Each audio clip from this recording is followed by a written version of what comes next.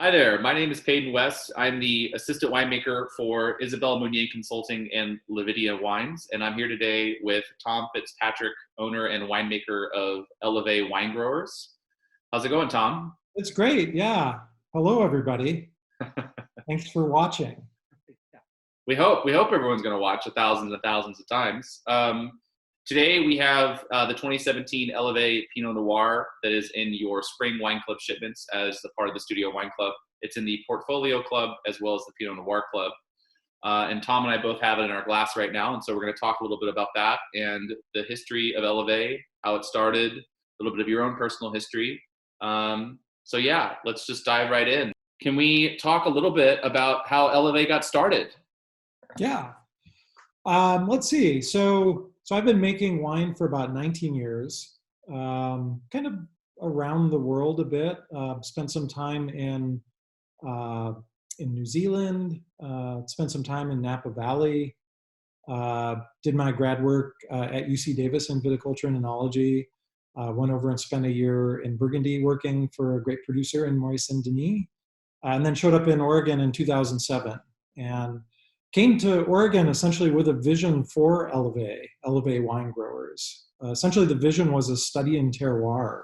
So we set out essentially kind of to explore the Willamette Valley in search of unique and distinct environments that deliver unique and distinct flavor profiles.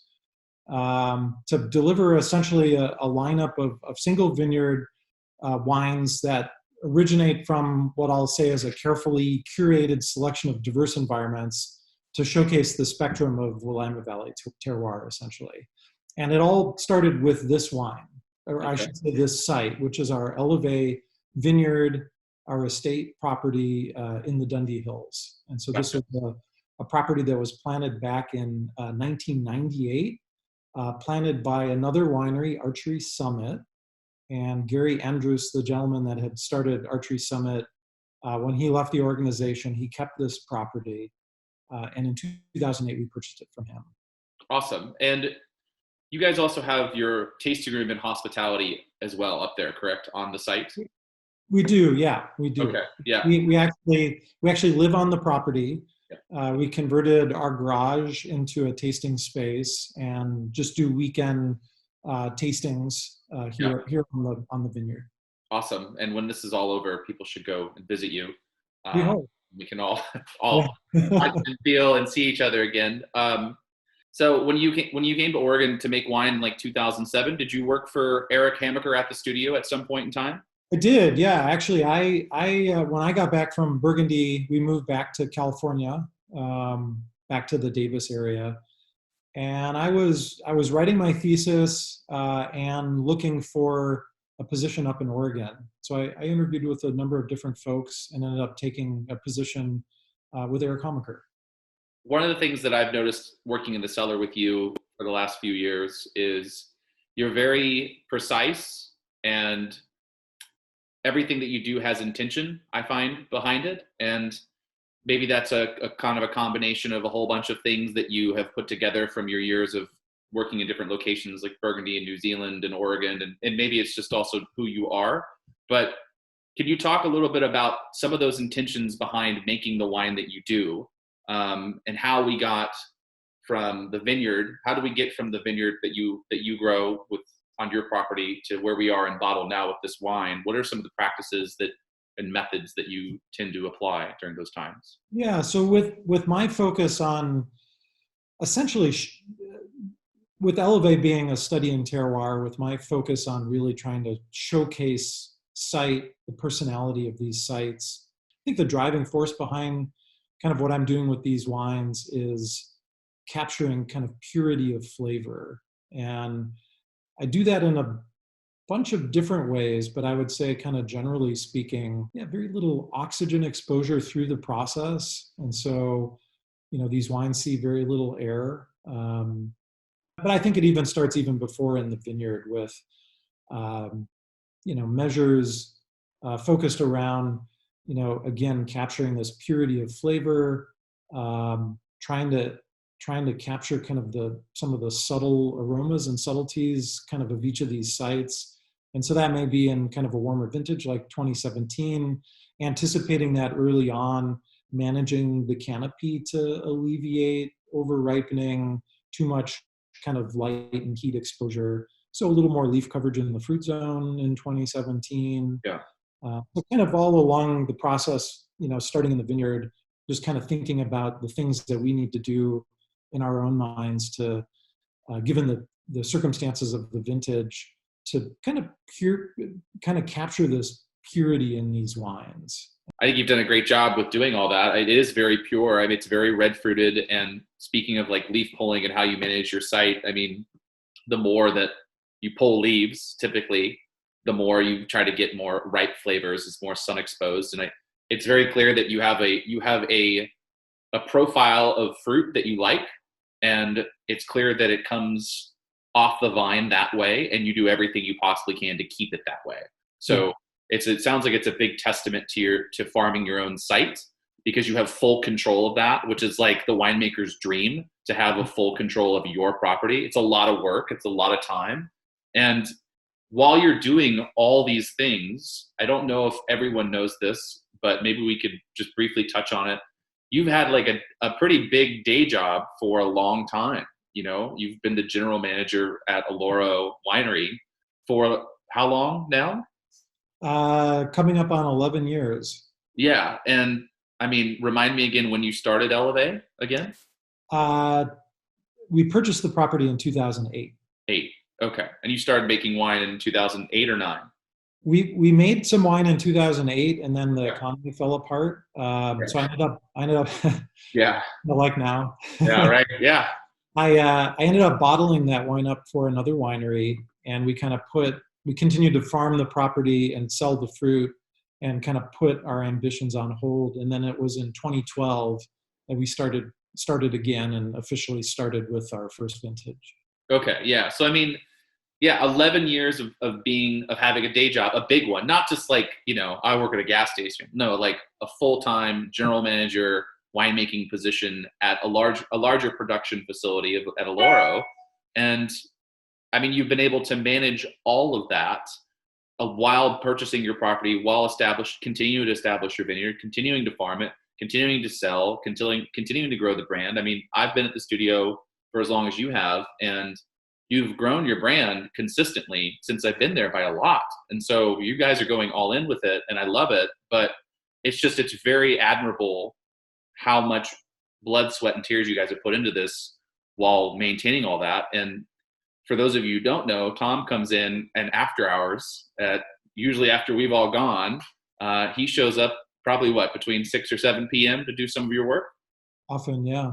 Yeah. So I just like to throw it out there that I admire that characteristic. Thank you. Yeah. Thank you very much. Yeah. I guess it's a kind of a bit of a calling, a passion. It's just something that we always wanted, was to do our own thing in the way that we want to do it. And yeah, so we're just doing what we have to make it happen. And you're kind of alluding to, or kind of mention,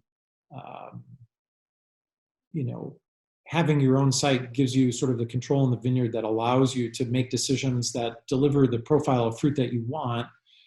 And our name is Elevee Wine Growers, and I get a lot of people asking, well, that's unusual. What is wine growers? What is that? And it was meant to be kind of a reference to kind of my perspective that these growing decisions are actually winemaking decisions. They're really one and the same. My winemaking decisions start early in the season in the vineyard, and we felt it was so important that we wanted our name to reflect that. And I now work with 4 Pinot Noir sites. Our estate property, which obviously we hands-on farm to some degree ourselves and have full control, but the requirement for all of the sites have been that we're able to direct the farming and make all of these decisions. So we're now working with, in the Yola-Amity Hills, Bjornson Vineyard, Madrona Hill Vineyard in the Chehalem Mountains, and Meredith Mitchell in the McMinnville AVA, all very diverse and quite different sites. And with all of them, we have an arrangement where we can direct the farming on our blocks. We have rows and blocks that kind of belong to us. We get to farm them like they're our own, even though we don't own them. Yeah. And it's a pretty special little arrangement that we're fortunate enough to have. That's very fortunate. Yeah, to be able to farm other sites the way you would farm your own is yeah. I don't think We it feel can very get lucky. better. Yeah, I don't think it gets much better than that. Let's go back to the wine really quick. It's opening up quite well. What do you think about this wine, Tom? Yeah, so 2017 is kind of part of that longer string of warmer, riper years, earlier, warmer, riper years. But as I mentioned, we try to do things in the vineyard to alleviate some of what a warmer year can do. And I think it kind of shows a little riper style of Elevee, but I think it still shows the classic characteristics of our Elevee vineyard. Yeah. So our Elevee vineyard is Dundee Hills. It's the soils are volcanic. So Jory is the soil series on this property. 540 feet elevation at the top of the vineyard, a south slope. And yeah, what I typically see with this wine among our lineup, this is the wine that often I kind of view as kind of our graceful, elegant kind of wine, kind of our lineup. It's kind of all about kind of subtlety. What I see vintage after vintage with this wine is red fruit, often raspberries and cherries. There's always a floral component to it. There's always a tea leaf or tobacco leaf component in terms of aroma and flavor. And I see that in this wine. It tends to be kind of a medium to full body, but it can often be a mid-weight wine. Texturally, it tends to be very silky in texture. It has good persistence of texture on the palate, but it tends to have a very soft, silky feel to it. But at the same time, it kind of has some structure to it as well. I feel like it kind of straddles that line between kind of this kind of elegant, kind of graceful, yet at the same time it does have some structure and some weight to it. Right. So yeah, I see year after year, and in this wine, those classic characteristics of our property.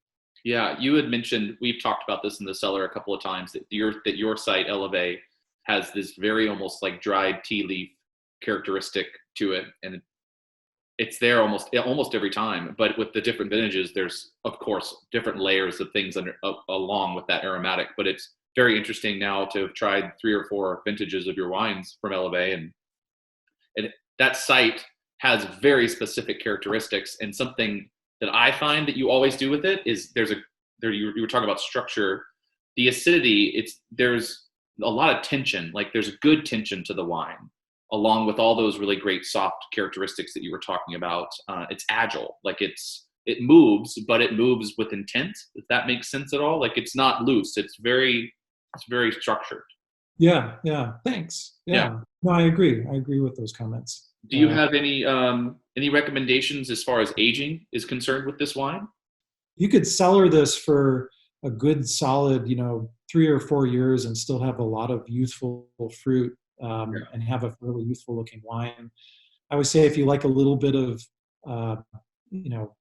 age, that sort of added complexity with time, you might hang on to it for 3 to 4 years and kind of enjoy it over I don't know, 3 or 4 years beyond that. Yeah. And if you like a lot of age, a lot of bouquet developed in your wine, you might hang on to it for 6 years or so. So I think you could easily be drinking this wine over the next 10 years. Yeah. And probably longer. Well, there you go, wine club members. Buy a case of it and drink it, 1 bottle every year for the next 12 years. And I like to say buy 12 cases and drink a case every month. Even better. Yes. Even better. You guys have nothing else to do right now anyway. So it's true. buy more wine. Well, Tom, thank you so much for taking the time and talking about your wine that's featured in your guys' shipment. And it's great to see you. And I hope to see you in person at the winery soon. And great job on the wine. I love it. It's one of my favorite bottles that I've had doing these interviews. I really enjoy it. Thank you very much. And I'll just shout out to all of you that might be watching this. Thanks for your support of Elevee and the studio, and hope to see you out at the studio sometime soon.